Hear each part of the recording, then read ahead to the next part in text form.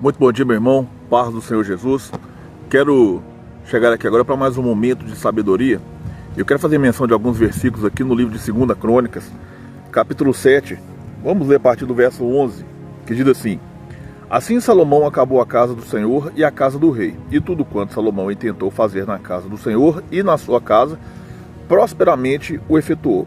E o Senhor apareceu de noite a Salomão e disse: Ouvi tua oração, e escolhi para mim este lugar para a casa de sacrifício.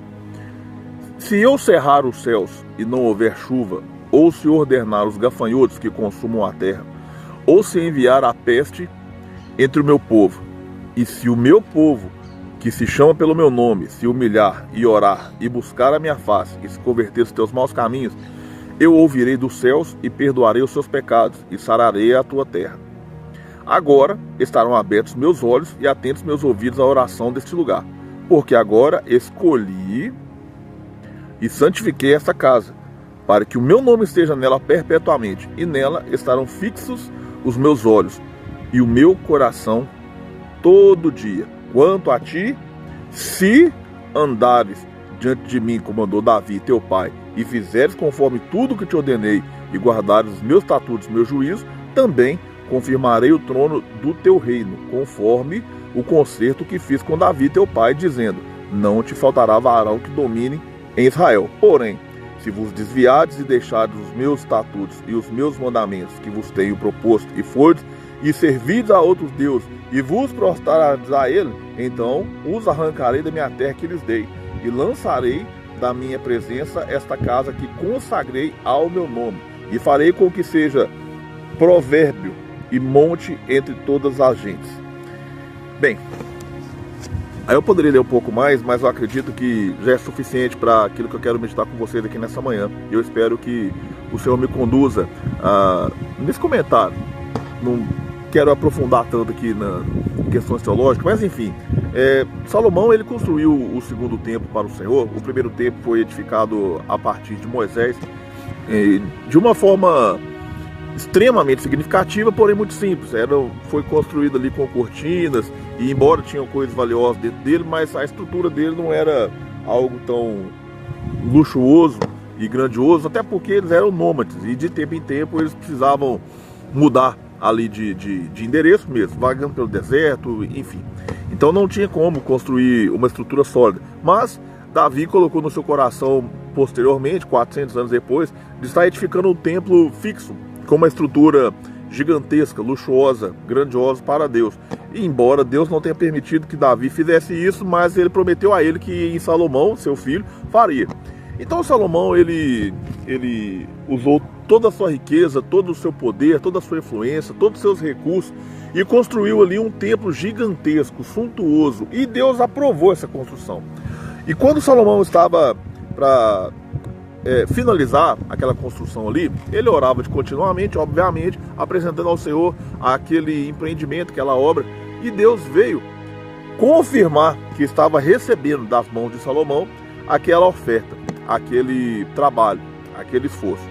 Entretanto, Deus chega para Salomão e repreende: ó Salomão, se eu cerrar os céus. Por quê? Às vezes a gente pensa que situações que vêm na nossa vida é o diabo. Eu estou sendo vítima de uma macumba, o diabo está levantando contra a minha vida. Mas nós vimos aqui nessa palavra aqui, se eu cerrar os céus e não houver chuva, e ordenar os gafanhotos que consumam a terra, ou enviar a peste entre meu povo. Inúmeras vezes não é demônio, inúmeras vezes não é macumba, não é inveja, não é alguém querendo seu mal. O Senhor que envia, como nós lemos aqui nesse versículo, verso 13. Por quê? Porque nós nos afastamos do Senhor. Porque nós demos as costas àquilo que tem valor para o Senhor. Seja o nosso chamado, seja a nossa família, seja uma simples conduta que nós aprendemos a ter e nós abrimos mão dela por conveniência, ou por vergonha, ou por qualquer outro motivo. Então o Senhor permite que nos suceda coisas ruins, ou Ele mesmo envia coisas que são ruins. Mas se o meu povo, que se chama pelo meu nome, se humilhar e orar e buscar a minha face e se converter dos seus maus caminhos, então eu ouvirei dos céus e perdoarei seus pecados, sararei a sua terra. Então, o segredo para que eu tenha vitória espiritual, física, profissional, matrimonial, em todas as áreas da minha vida, é humildade, arrependimento, perdoar e buscar perdão. Porque pedir perdão a Deus sem perdoar também não dá certo. Para que você seja perdoado, é necessário que você perdoe a quem te ofende. Então, Deus fala, agora estarão abertos meus ouvidos, abertos meus olhos e atentos meus ouvidos à oração desse lugar.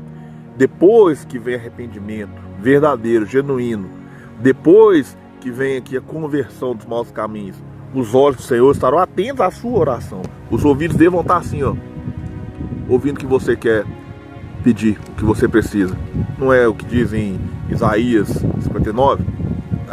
Eis que a mão do Senhor não está encolhida para não poder abençoar, e nem o seu ouvido agravado, tampado, obstruído, para não poder ouvir. Mas o vosso pecado faz separação entre você e vosso Deus. Então assim, para que nós venhamos ser bem-sucedidos, precisa apenas de arrependimento, precisa apenas de conversão, precisa apenas de humilhação diante do Senhor. Agora, é importante de dizer aqui, ó, que o Senhor santifica esta casa e o nome está nela perpetuamente. Salomão edificou uma casa com a melhor das intenções, mas para que o povo que fosse desfrutar daquela casa, usá-la para cultuar, tivesse êxito nos seus intentos, era necessário que eles entrassem dentro da igreja de corpo e alma. Estar dentro da igreja não quer dizer nada. O povo poderia entrar ali e desfrutar da suntuosidade, dos luxos ali, do espetáculo, do grande apresentação que tinha ali, que os cultos eram muito bem organizados, os instrumentistas eram muito bons profissionais. Então, assim, não era como quando você vai numa igreja pentecostal, por exemplo, que o irmão toca em Fá, a irmã canta em Dó. Não, era ali algo extremamente orquestrado e bem organizado. Não adianta. Estar em um lugar que o louvor é bonito não vai te abençoar nem te salvar. Estar em uma igreja onde o pastor tem uma boa retórica, uma boa oratória, não vai mudar sua vida em nada. Só vai mudar quando você entrar de corpo e também de alma. Eu estou numa igreja. Para que eu estou numa igreja? Para ser confrontado e para ter a minha vida transformada pela palavra. Se você não aceitar que a palavra te transforme, você não vai ser bem-sucedido. E isso não é uma decisão perpétua. Olha aqui para você ver. Deus chega a Salomão e fala assim, ó, se você andar diante de mim igual seu pai andou, então fica tranquilo. Fica tranquilo que não faltará sucessor para o seu trono. Eu vou estabelecer seu trono de forma eterna. Mas o que Salomão faz? No final da sua vida, ele arruma uma mulher lá que adorava a Deus pagão, vai lá adorar a Deus pagão junto com a mulher. Você entendeu? Então você pode ver que no decorrer da história, a linhagem ali perdeu o reinado. Você entendeu? Depois ali da linhagem dele lá em Jesus, que hoje o trono volta de forma eterna para a casa de Salomão, para a casa de Davi. Mas no decorrer do tempo, outras pessoas entraram, os fariseus entraram ali, o próprio Nabucodonosor destruiu o templo, levou todo mundo cativo para a Babilônia, enfim. Mas olha para você ver, se vos desviardes e deixardes meus estatutos, que vos tenho proposto e for de servir dos deuses e vos prostrardes a ele, então arrancarei da terra que eu te dei. Deus nos abençoa, Deus abre o céu sobre nós. E nós perdemos inúmeras bênçãos na nossa vida, não é porque Deus é ruim, é porque nós inúmeras vezes abandonamos Ele. Mas eu quero deixar essa palavra aqui para você nessa manhã, sem ser mais prolixo. E eu quero dizer a você, sempre vale a pena se arrepender, sempre vale a pena pedir perdão, sempre vale a pena pagar um preço por algo que vem da parte do Senhor. A Bíblia, ela fala assim, buscai primeiramente o reino de Deus e a sua justiça, e as demais coisas vos serão acrescentadas. Deus sabe o que você precisa, Deus sabe tudo que você tem passado.